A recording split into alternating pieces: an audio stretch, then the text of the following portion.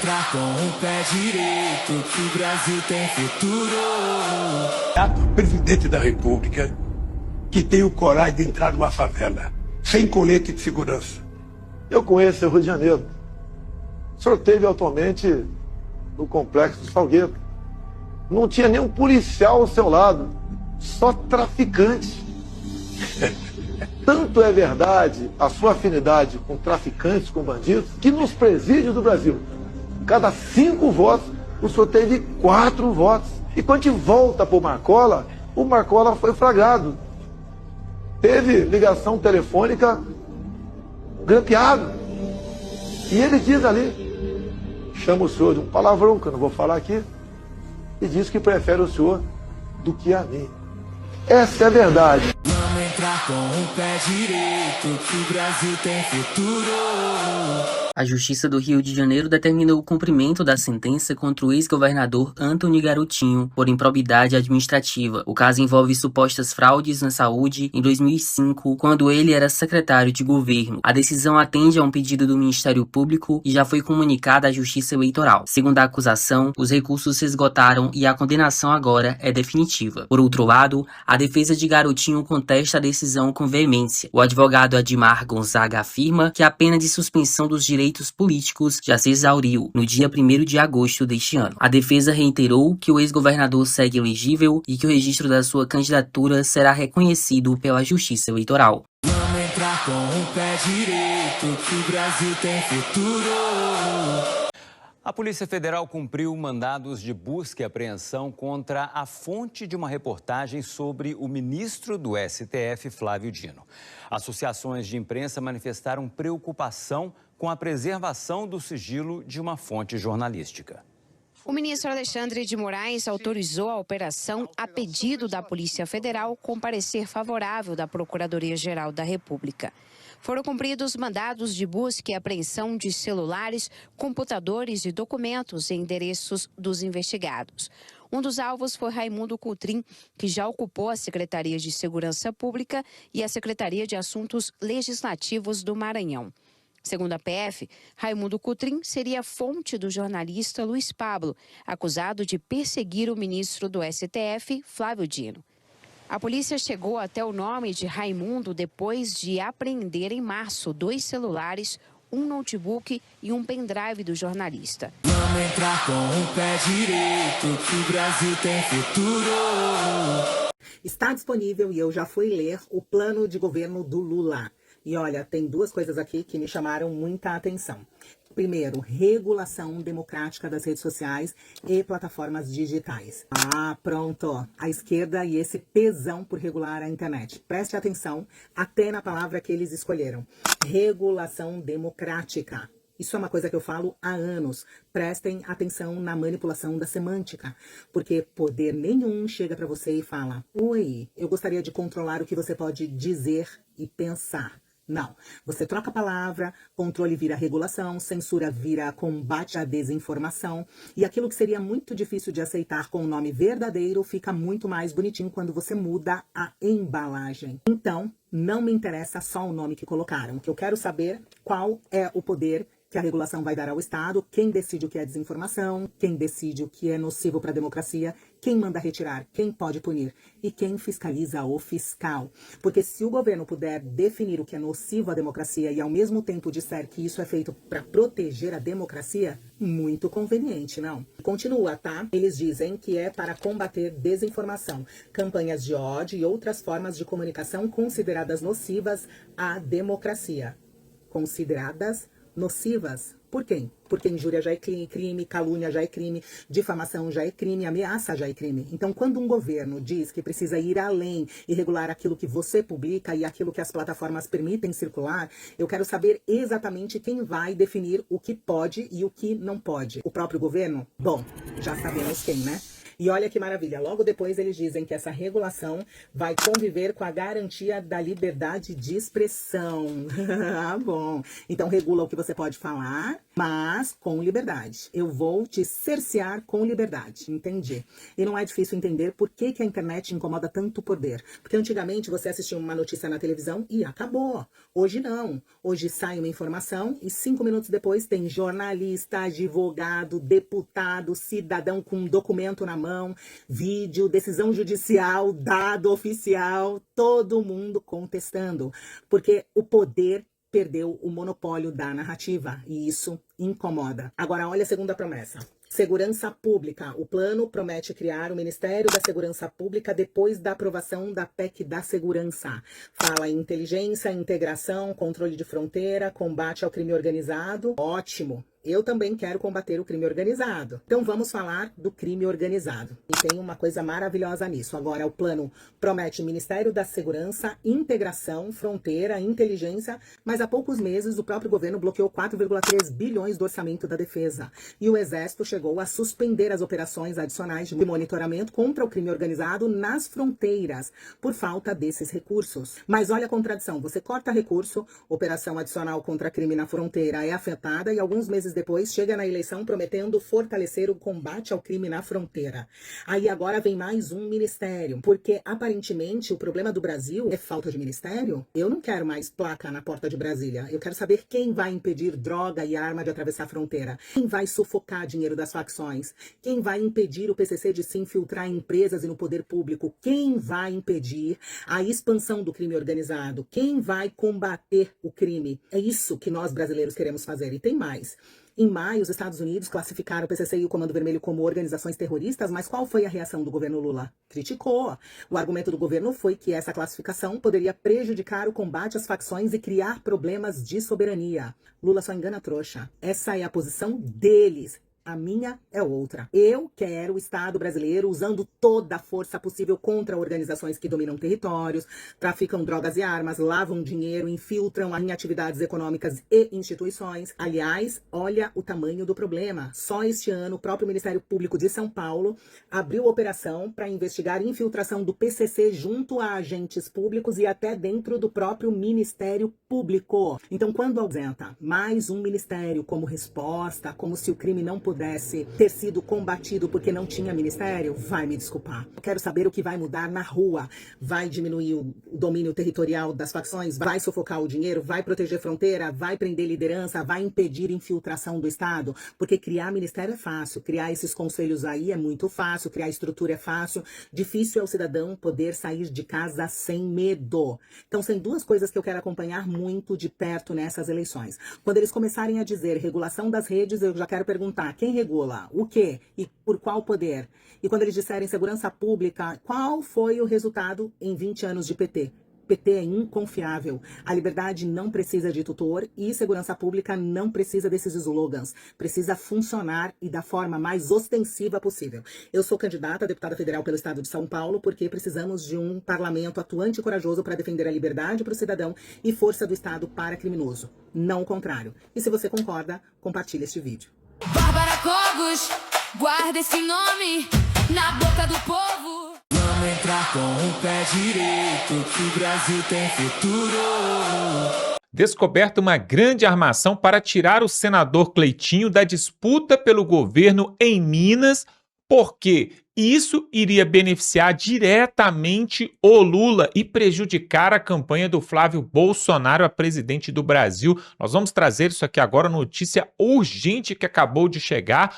O Cleitinho havia desistido de ser governador por Minas Gerais, depois voltou atrás, ele acabou de voltar atrás e falou que quer sim ser governador por Minas Gerais porque o prazo está acabando para poder registrar a chapa legenda e agora você vai saber qual que se complô essa armação. Pessoal, não diz respeito a Minas Gerais, diz respeito à presidência do Brasil. O Colégio Eleitoral de Minas Gerais é o segundo maior colégio eleitoral, só perde para São Paulo e geralmente, quando se ganha um governador de direita em Minas, também ganha a direita no nacional a nível de presidente do Brasil. Nós vamos ver aqui agora o que está acontecendo, todo esse complô. Na verdade, eles querem beneficiar o Lula a nível nacional e agora a casa caiu porque a verdade apareceu. Veja agora o vídeo do Cleitinho. Hoje, o que ele acabou de falar, nós vamos trazer aqui agora. Se inscreve aqui no canal, pessoal, para ver outras matérias como essa. Nós vamos cobrir tudo sobre as eleições. Veja agora e voltamos em seguida. Eu vim passando um momento de luto há 15 dias, né? E ontem, na hora que eu fui decidir essa situação, de primeiro para segundo, eu tive um momento de vulnerabilidade, de espiritualidade, não estava bem, e fiz esse vídeo com o Marcos Pereira. A minha mãe e meu irmão saíram de onde que eles estavam, chegou lá em casa hoje cedo, falou para mim o seguinte, como o povo vem falando comigo nas mensagens que eu venho recebendo: não desista, a gente vai fazer campanha para você, a gente vai ficar com você. Então, pelo meu pai, pelo meu irmão, pela minha mãe, pelo professor, pela polícia militar, por todos os trabalhadores do Brasil, de Minas Gerais, por todos os caminhoneiros, por toda a enfermagem que existe, por todo o povo mineiro, eu quero ser candidato a governador e eu peço aqui o vice-presidente a presidente me cidade. Você mudou de ideia. Mudei. Depois da... Você nunca mudou de ideia, não? Quem que sabe você? Eu que tenho que perguntar não, pra você. Então eu te faço a outra pergunta. Você nunca mudou de ideia na sua vida, não? Eu mudei. Qual que é o problema?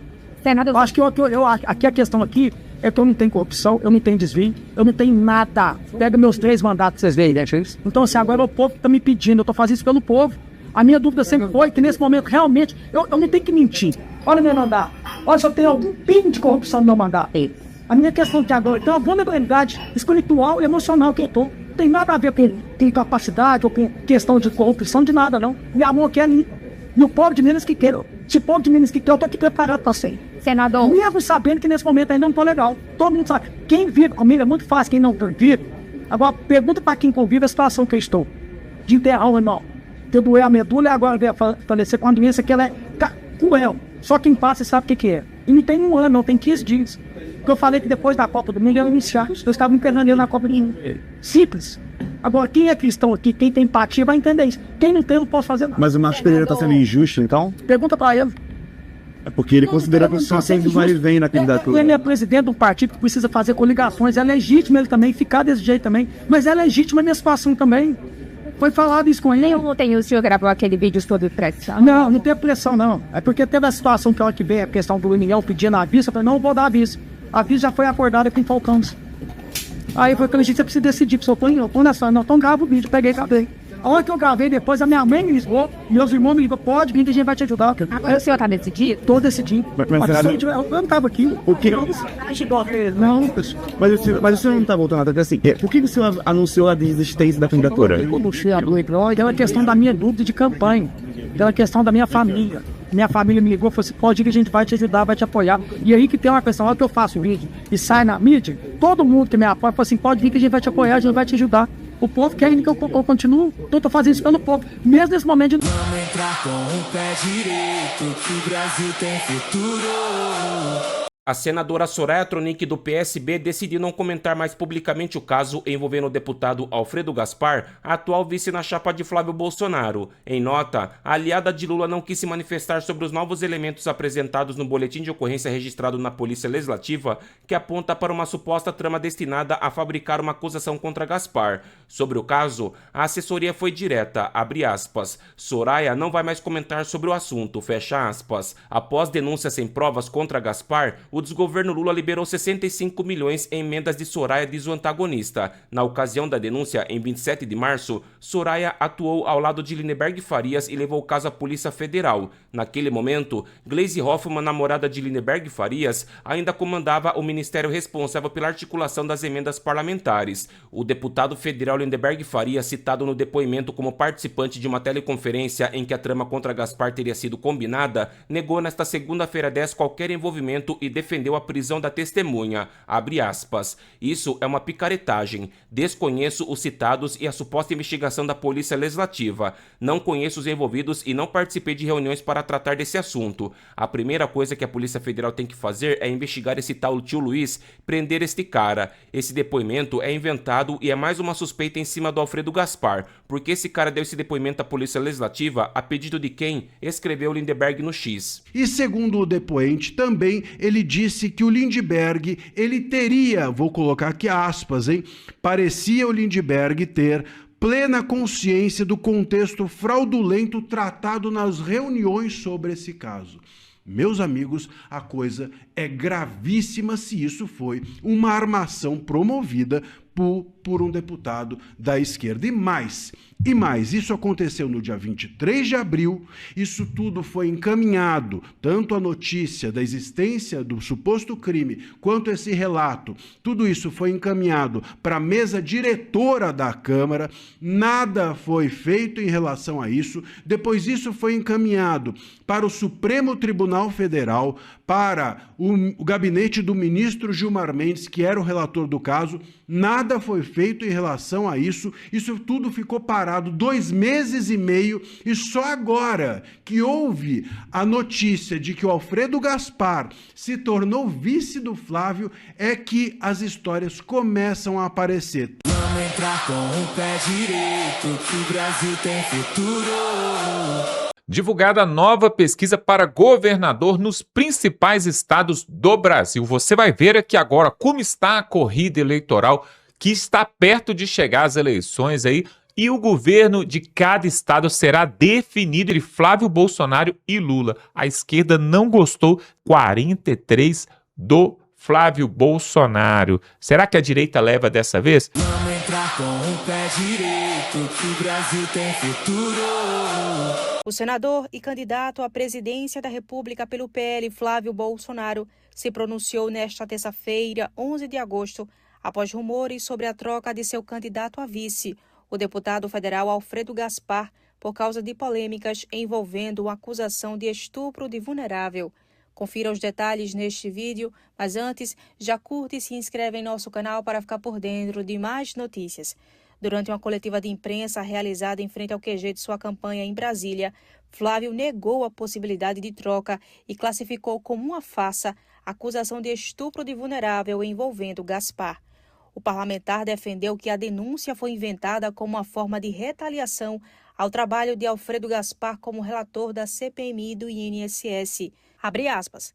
Essa farsa que foi montada contra o Alfredo foi exatamente no momento em que ele estava ali, defendendo os aposentados roubados pelo governo do PT, inclusive pedindo a prisão do Lulinha. Por isso que foi feito isso contra ele. A pessoa do bem, a pessoa preparada da segurança pública, que tem a nossa confiança, de coragem, nordestino. Fecha aspas, afirmou Flávio. As denúncias contra o vice foram apresentadas em março pelo deputado federal Lindeberg Farias, do PT, e pela senadora Soraya Tronic, do PSB, que acionaram a Polícia Federal para pedir a apuração de fatos graves aos quais afirmaram ter tido acesso. Atualmente, o caso tramita em sigilo no Supremo Tribunal Federal, sob a relatoria do ministro Gilmar Mendes, que aguarda novas diligências da PF e manifestações da Procuradoria-Geral da República. Vamos entrar com o pé direito, que o Brasil tem futuro. Mulheres de bem, para que verdadeiramente a gente possa cuidar daqueles que mais precisam, porque nós somos canais, nós somos instrumentos de Deus aqui na Terra. Deus entregou o mundo, Deus entregou a Terra para os homens de bem governar. Então é para isso que nós estamos aqui, é para este momento da nossa nação que nós somos chamados. Pastor Cícero. Amém. Então eu quero mais uma vez me dirigir a Michele. Todos nós reconhecemos o grande trabalho que ela fez no PL Mulher, percorreu o Brasil inteiro por uma causa, valorizando e inspirando milhares de mulheres a ingressarem na vida pública e também o seu trabalho para ajudar as pessoas com doenças raras e os surdos. Com a covardia que fizeram com meu pai, ela tem a responsabilidade de cuidar dele no dia a dia. Todo mundo sabe que hoje, até nós, os filhos, a gente está proibido de ver o próprio pai, o que aumenta ainda mais a importância dela e ela precisa ser reconhecida e respeitada também por isso. O momento é difícil para todo mundo. Ninguém é perfeito, eu não sou perfeito e, mais uma vez, peço desculpas por alguns momentos que causaram desconforto.